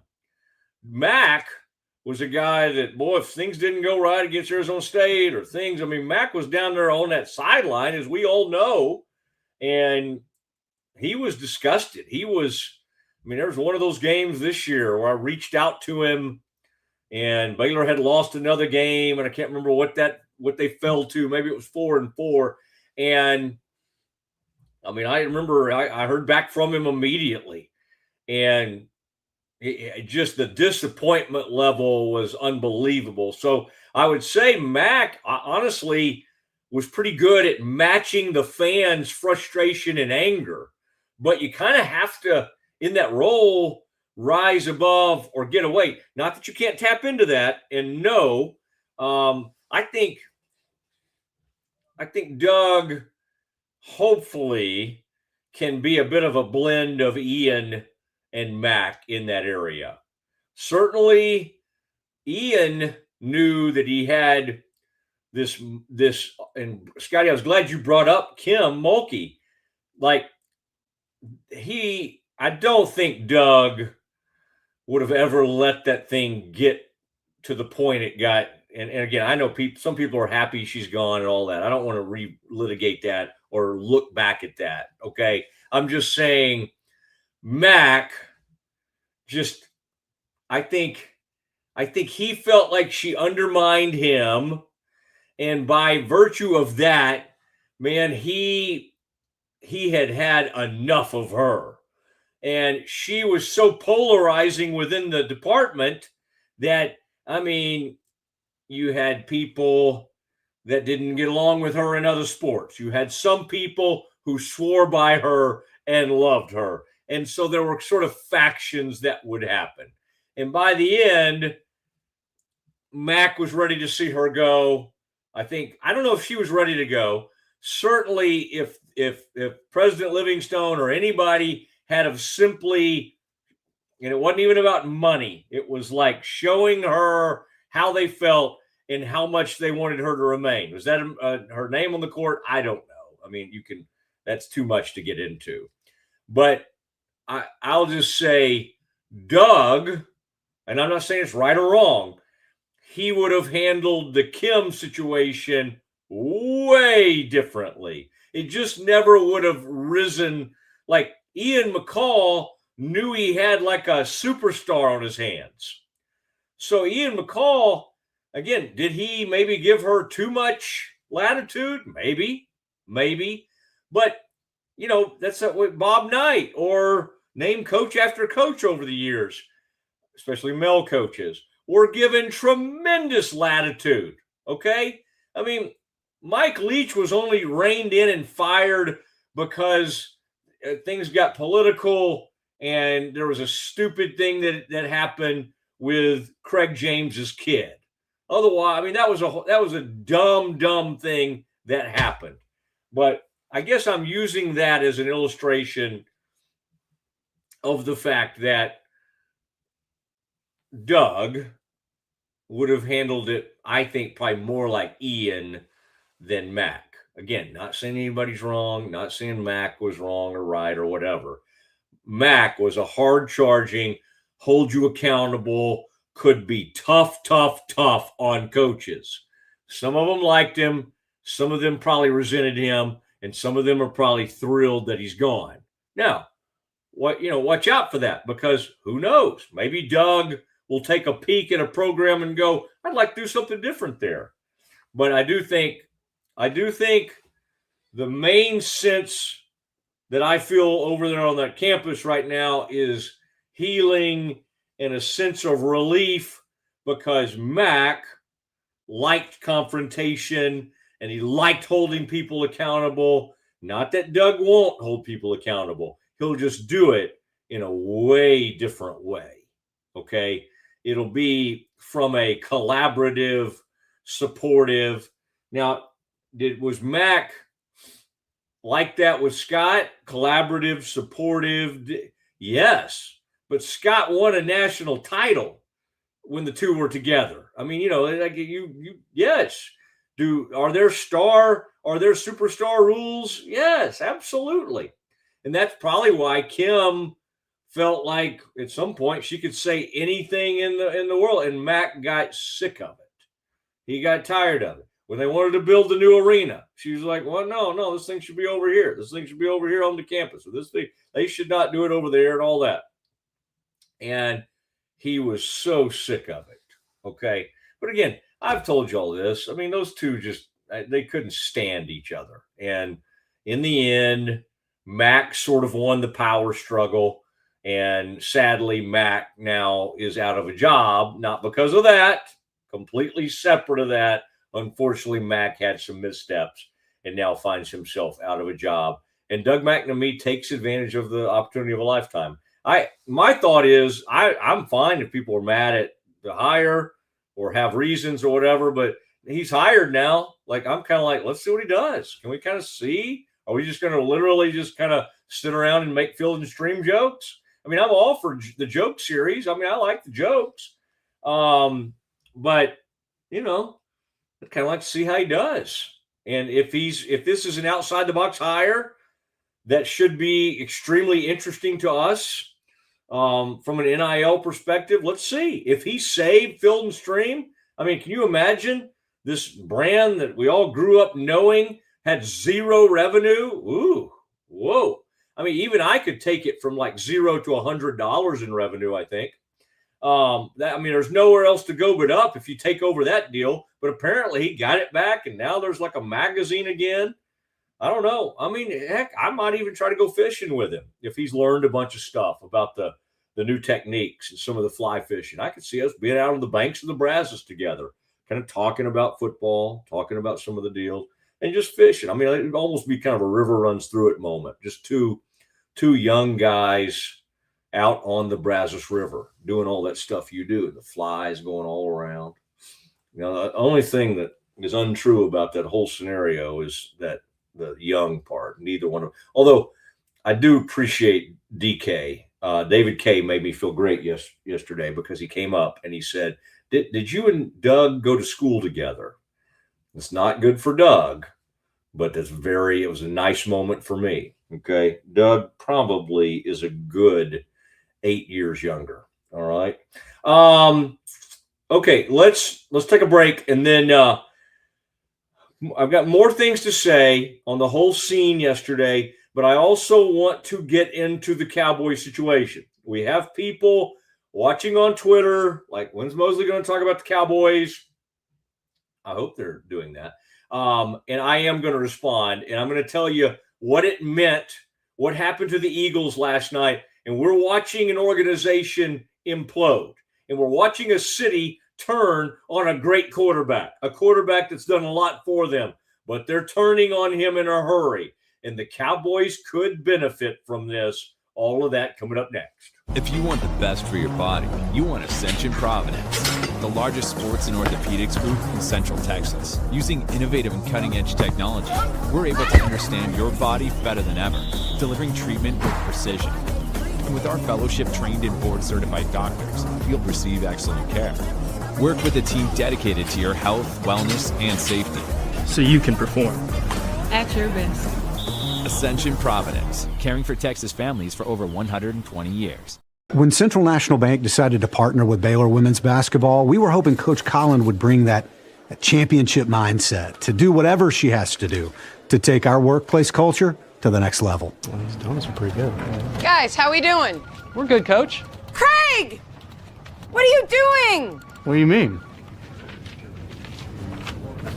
You have to dunk it.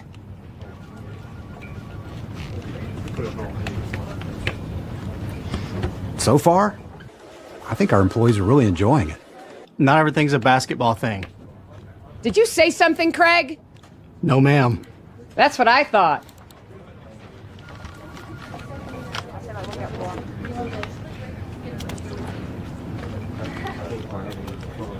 Dude, I think she likes you. Central National Bank, proud partner of Baylor Athletics and Baylor women's basketball.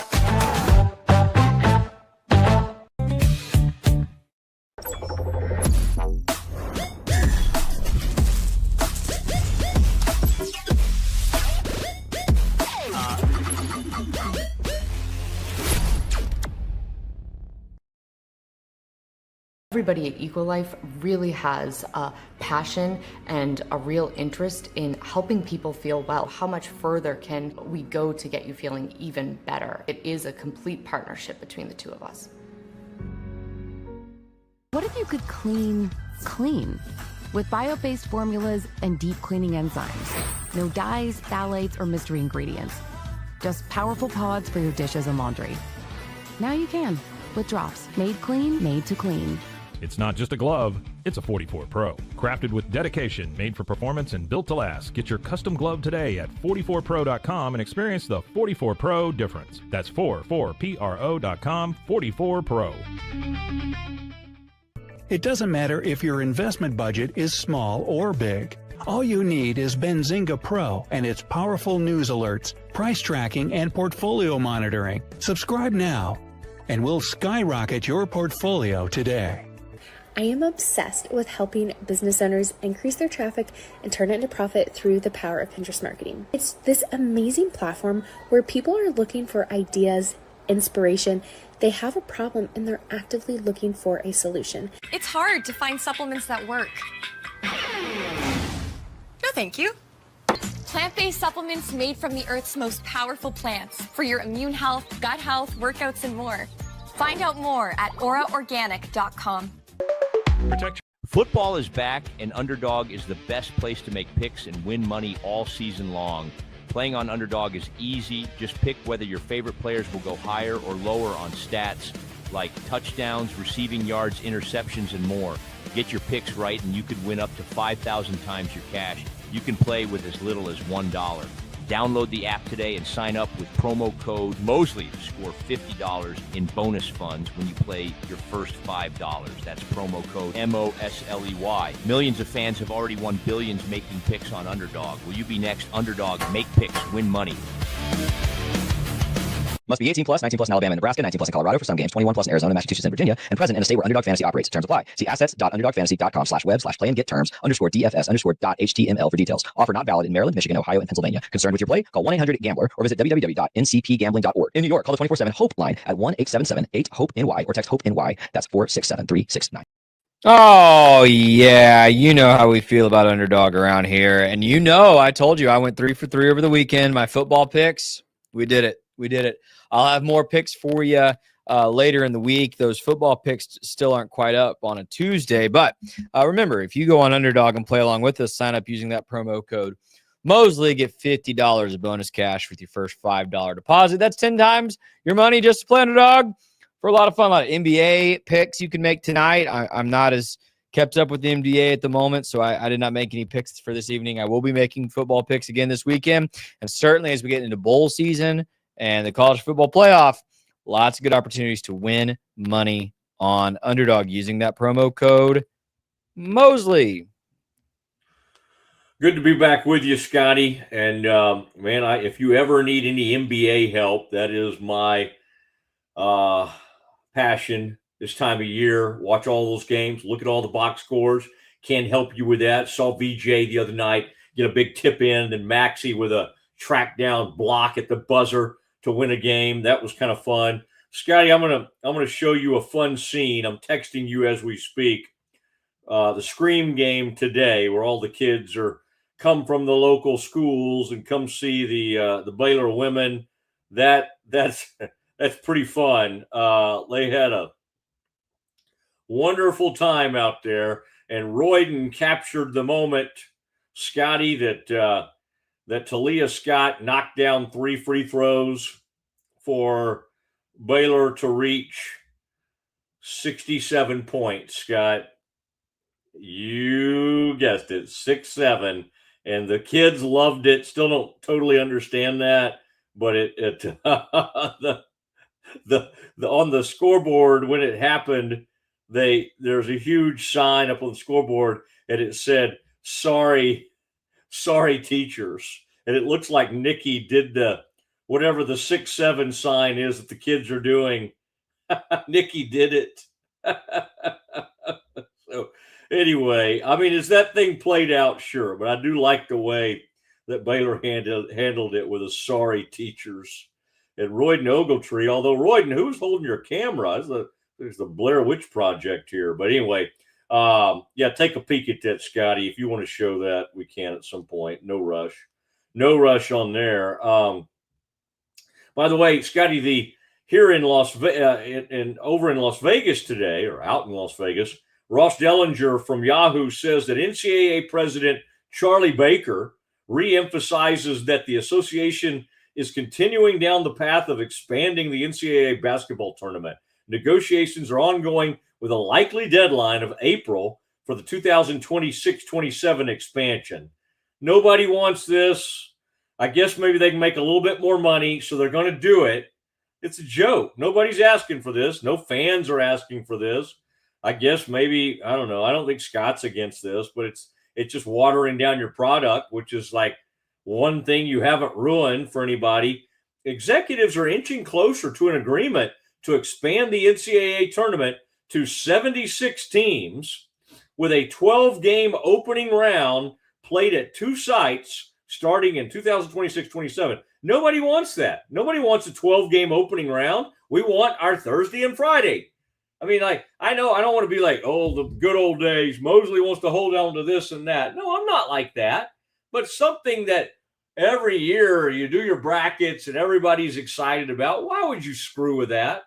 Why would you mess up a great thing? So here they are. And, of course, that NCAA president, Scotty, Charlie Baker, his name was mentioned yesterday as like an outside the box hire that President Livingstone helped hire. She also helped bring in Brett Yormark. And so I think what they were trying to say is that's kind of a little bit like what they did with Doug McNamee, who, again, Doug came up through the system, was great in sales at ISP and IMG Learfield, what became that. Now it's Playfly. He did that stuff. I mean, so he's been in the system. So let's not act like Doug doesn't understand how to work in the system. He's just been out of it for 7 years. He's lived in, people are like, where's he been? Where's Field and Stream? He's in Waco. He never left. You know, I kind of thought like you guys. I thought, well, where'd Doug go? Where's Doug these days? And I'd see him at a basketball game. Doug could never stay away from Baylor. And I never knew totally why he left, other than he was under the old regime. McCall and Bryles was one of the few people that kind of survived that whole situation. And, Mac had his right-hand man, which was Jeremiah Dickey. And so, I think Doug understood that he was not going to be like Mac's heir apparent or anything like Dickey was. And he probably had the opportunity to go over there, and the Magnolia folks wanted him to come over and take over. And by what I've heard, he did a great job over there and then decided to move on to this other thing. So anyway, I am excited to see what he does. I think we'd be wrong to expect, oh my gosh, next week we're going to see 1 million changes and 1 million hires. But there's a line out his door, if he even has an office yet, with people with their resumes. I want to do this, or can I do this? Let me do this. And so anyway, I think most of the people, and boy, I love all the tweets too, Scotty. That's what you want to do when you are in that athletic department and you're a coach over there. It's a good time to be getting it out there. Oh my gosh, I love this hire, the greatest hire possible, and again, I'm not saying they don't mean that, but it's also smart business to be letting him know how much you love the hire. Even the great, I was talking to our old friend Steve Smith, the great baseball coach at Baylor over the years, and that is where that's where really people say, well, he worked for the basketball program. When Doug was with the basketball program, it actually predated Scott Drew, and so it actually probably would have been with Dave Bliss, and he probably had the good sense to get over there to baseball. And Steve Smith and Mitch and the whole gang, they started going to, I'm not saying it was because of Doug, but Doug was a part of some incredible teams right around then. Baylor was great at baseball back then. And, of course, 2003 team, 2005 team, 2012 team, 2010, I think was a great team. They were really good. And then, sadly, they bottomed out and had to make a decision, in about 2015 with Steve. And, of course, they have brought Mitch back since to open, to be with the program. So we'll see. I think there'll be a lot of former employees and a lot of Baylor people that knew Doug that'll be looking for jobs, and he may use some of them. Those may be great opportunities. I'm not going to be one of them. I'm actually just going to be supportive. I'll have opinions on what I think Doug's doing, good, bad, indifferent, just like I did with Mac. But Mac and I had a great relationship. And just because Mac made a mistake and left Baylor in a bad spot, I can say that and still like Mac. And if once Mac starts reaching out to people again, hopefully I'll be in touch with Mac. And at some point, we'll probably have Mac on. I mean, what would be the problem with that? And I might just say, Mac, what happened, man? What's going on? And if he wants to answer, he can. If he doesn't, or maybe I won't. Maybe I don't need to delve into that. We'll see. We'll see how I feel if that ever happens. So, but I think we'd be wrong to think Mac Rhodes is done with college athletics. I think he did something. He got himself in trouble. He's out. And I think most people like comeback stories. Of course, we all know the story of at least one former Baylor head coach. Well, two Baylor head coaches. They basically could never coach again. With Bliss, it completely understood it. It's just like he might have coached at a private school or something. But what he did was really, really bad. With Art, there's a little bit more of gray area there because it was like, okay, yeah, he oversaw a program where some really bad things happened. But those things do happen in other programs. Again, no need to get into all that. So here we go. Scotty, by the way, text me if we need to take another break before the end of the show. Otherwise, I'm going to keep rolling. But just shoot me a text if you don't mind. And then I did want to and boy, Scotty had all kinds of stuff going on today. He had special shows. He was helping the great Pete Souza out with things. Pete was over there calling that game today and doing a nice job calling the Baylor game today over for that 11 a.m. Scream game. So there's that. And then there's another game Baylor plays on, what's today? Tuesday. Baylor men have a game tomorrow, and then we'll dig in on that one a little bit and let you know about that. Coming off a rough performance against Memphis. This game tomorrow is against Norfolk State. All right. And so we'll see about that. Cowboys. All right. Since we have a lot of people who line up to watch this show and they want us to talk Cowboys a little bit, I'll do it. Jerry Jones was speaking earlier today, and I did get to hear some of that. And he was talking about the Eagles, what they did last night. I mean, Jalen Hurts threw 4 interceptions. Jalen Hurts fumbled twice on the same play. He fumbles. He then recovers the fumble, then fumbles again, and the Chargers recovered. They lose that game in OT. I mean, part of me thinks, oh, how great would it be to be like the Eagle? Like, think if the Cowboys had won, if the Cowboys had these kind of problems. This is like rich people problems or whatever you want to call it. When people say like third world problems or something. They've won 2 Super Bowls. They've played in another. This guy has been unbelievable for the Eagles. Is he in a bad place right now? Yes, he is. All right. Is it only his fault? I don't think so. Yet, boy, I saw Chris Sims and others get out there and go, the problem is the quarterback. They put it right squarely on the quarterback. Now, Jerry was asked about the Eagles last night, and he said, real excited. They didn't have to put any fuel in the plane. I flew up here on my own. We sure got a shot at this thing. That's Jerry, and he had to fly up he's in New York City is why he's saying that. Jerry Jones, not concerned about George Pickens' effort. He appreciates his intensity. Quote, I give him A+. Pickens brings everything to the table. All right. Probably smart for them to have his back the week after a game against the Lions where it was a lot of mystery meat happening out there. A lot of weirdness, a lot of just like, man, just not going to quite compete for this ball. May not on this deep ball, may not really go for this one.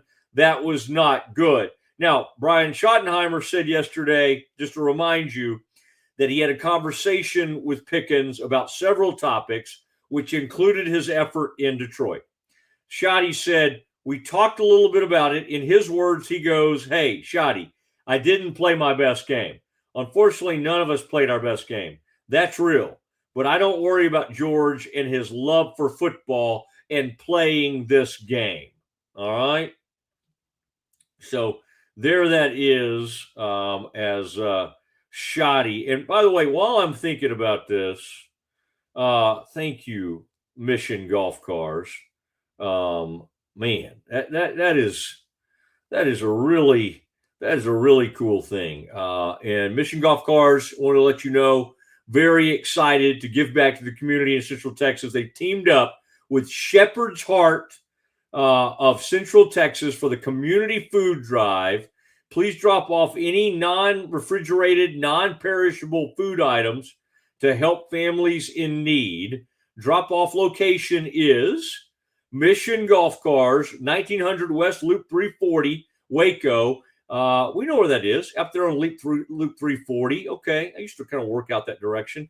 Every donation makes a difference. Thank you, Central Texas. Let's make an impact together. Please drop off any non-refrigerated, non-perishable food items to families in need, and they are working with Shepherd's Heart of Central Texas. All right, and that'll be good. That'll be good. We'll be letting you know about that as we continue to talk leading up to Christmas. So there is your latest. And then we had this earlier about Matt Pallage leaving Baylor to become the defensive coordinator at UNT, and he's going to be with Neil Brown over there. Now, Pallage brought a lot of promise to Baylor. He came back from Oregon. They thought it was going to work great. It did not. It did not go well. And then eventually Dave was convinced to take over the play calling, and he did. And, oh, by the way, that did not go well either. But Matt Pallage was probably encouraged to find a job elsewhere, and I'm glad he did. Because he honestly is someone that recruited like crazy. Players really enjoyed him. There are people that think he could be a good head coach someday. So I'm going to be the last person coming on here saying good riddance, Matt Pallage. Matthew Pallage needed to go be somewhere else and coach somewhere else and get to a place because, and I saw this with Sean Payton early in his NFL coaching career. He got the play calling taken away from him by Jim Fossil, I think it was, with the New York Giants, circa 2001 or 2002. He had Kerry Collins as a head coach. You'll recall that. Had it taken away from him.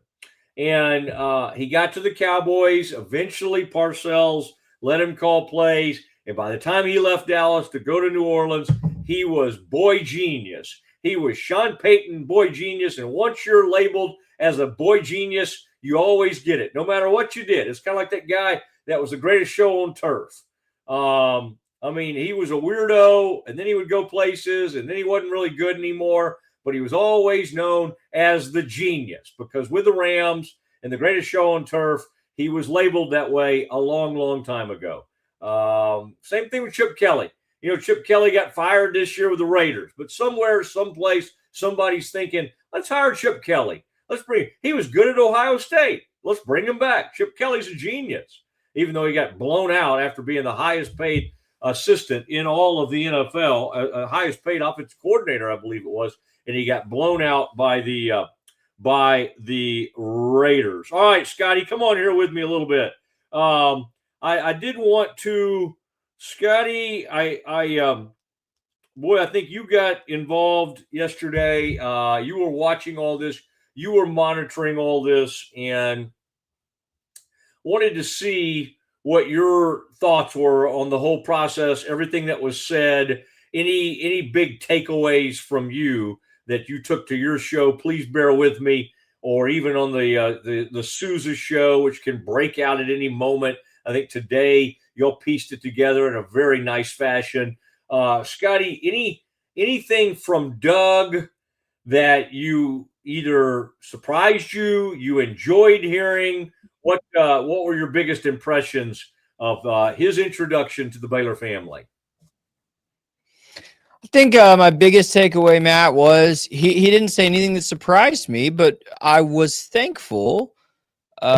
Everything he said reflects what I believe the majority of the fan base has been saying. I was a little confused by the negative Nancy's, and there's still been a couple even in the comments of your show here over the last hour and a half, who are being very negative about this hire. I understand it's not a traditional move, but listen, the guy sees everything clearly from the lack of acceptable success from the football team to the need for an enhanced fan experience to the need to get corporate money into the athletic department. And all of those things are things that a lot of fans have felt tense about for some time. And so to me, Matt, like, I already liked the guy, knew his positive reputation from his work at Baylor previously. He said everything correctly in my book about what needs to be done, and now it's just giving him the time to execute. And I did brag on you this morning, Matt. I said, Mosley's the one who asked the question we all actually wanted him to ask, and I don't think you asked it too early, like you teased earlier. That is the biggest question facing whoever this AD was, is what's acceptable for the football program and how do you move forward? And, I'm speculating here, but I don't think you talk to a head coach 5 times in 36 hours if your message is, hey, buddy, everything's great. Keep up the good work. Like, I think Doug's probably aware there's some things in there that are broken and dysfunctional and need to be corrected immediately. And Dave Aranda, as you kind of pointed out earlier, is more of an interim coach for a year, and we'll see how he succeeds or doesn't. I'll tell you what he won't do, Scotty. What Doug won't do. Mac used to watch film with the coaches, and I'm sure some of them were fine with it. Dave Aranda does not strike me as someone who, even if he didn't like it, he's not going to push back. Can you imagine? Like if an AD walked into Saban or Dabo or any of these people, like, hey, I'm going to sit down and watch some film with you. That was a different deal. Mac was extremely competitive. I think it's also worth pointing out that Mac got hired kind of like Dave got hired at a time when NIL didn't exist in portal. Dave's the same, Mac's the same way. He came to Baylor. In some ways, he did an unbelievable job. He cleaned up a horrible mess. Got Baylor winning again, made a great hire. Rule got the thing going again. Baylor wins a national title. I mean, I know he didn't hire Scott, but, under his watch and he managed that. So, but then the portal hit and then NIL. And then, Dave took a lot of blame for that. I think Baylor initially thought they needed to, Notre Dame did a little bit of this like this, but Notre Dame can make up for it because they have such a massive donor base and fan base. But Baylor's first instinct was to go, we got to do it the Baylor way, right? I think what Doug realizes and understands is like, we need to lean into that. The faith component and being like the only whatever in Power 4 or one of the only religious schools. And again, TCU barely even acknowledges that, right? They don't even, I'm not even trying to be funny. That's not a big part of what they do. Baylor can lean into that, but that does not mean that Baylor goes, we're going to do this the Baylor way, and we're going to not be transactional, and we're going to do that. I mean, like, you got to you can't like dip your toe in. You got to be in the portal and the NIL head first. And they didn't do it. They didn't go in head first. And it really set them back. And, to think that it all hit like after they won the title, like all that stuff, all that craziness of the NIL is hitting or whatever, like that should have been ramping it up. I mean, like we were having conversations, Scotty, because then we were getting ready to say goodbye during that time to Texas and OU. They were still in the conference when Baylor and OSU played in that conference championship in 2021. And our biggest conversations heading into 2022 were like, could Baylor and OSU, could they be in this new look conference? Could they be the bullies? And now look at it. I mean, it's unfortunate, but if we're honest about the Baylor football program right now, love our facilities, love all that, but where is Baylor in the conference right now?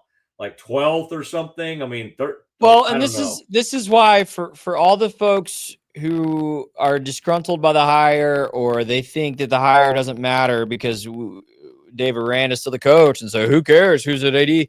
You're not seeing the big picture. Baylor has to get the money component right.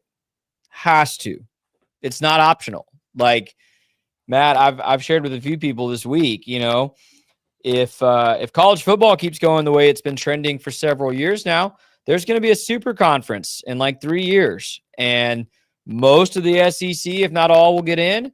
Most of the Big Ten, if not all, will get in. And these Big 12 and ACC schools are going to be fighting for the last few spots in the super conference, or it's going to be like you're basically playing the new, FCS level football. I mean, and the only way you get in to the super conference is to be set up financially to contribute financially to the super conference. Texas Tech has set themselves up nicely. BYU has set themselves up nicely. Utah signed a $500 million capital investment deal today. These schools are figuring out how to financially contribute. So if and when the football super conference happens, they are included. Baylor has to get that right. And it goes beyond next football season. It goes into the next 5 years. And that's where I think Doug McNamee, with his experience outside of the athletic department, is a good choice to try and make that happen. Yeah. Yeah. Well, it's what's happened. And it's, I think there are some people, Scotty, and that's why I'm kind of have some sympathy for that reaction of just still mad, still angry, that just as long as Aranda's in place, just the sight of him annoys them so much that you can't see the big picture.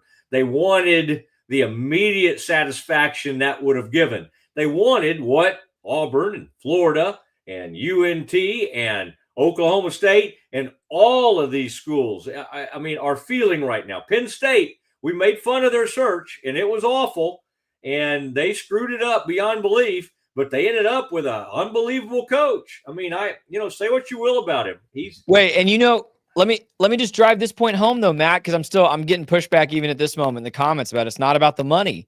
Why did they get Matt Campbell after such a dysfunctional search? Did you see the contract they gave him? They are paying the man. Yeah. Baylor needs that money if they want to compete for a top tier head coaching candidate next year. You need more money. And again, at the formation of the Big 12, you had people in positions of political power in Texas to make sure Baylor got into the Big 12 conference and stayed ahead of where they needed to be in terms of realignment. The next realignment is the super conference. And it's not going to be politicians that get you in. It's going to be revenue. So I think, again, everything Doug McNamee said yesterday is on point. And the fact that, the first bear to tackle is revenue, I think he's right. I think he's absolutely right. Yeah. All right. It is good job, Scotty. Good job today. I appreciate it. You've had a lot to balance, and you pulled it off somehow, some way. Thank you, Brazos Landing. Thank you. Thank you, Lindsay's. We appreciate you, and cannot wait to get there soon. I want to be down there, and I want to be down there for a holiday. I want to be a part of a holiday show. In fact, Scotty, I may try to make that happen next week. I mean, it just seems like something we ought to do. Just a wonderful holiday program. And I've just got to remember though, Scotty, something I've committed to is happening on December 11th.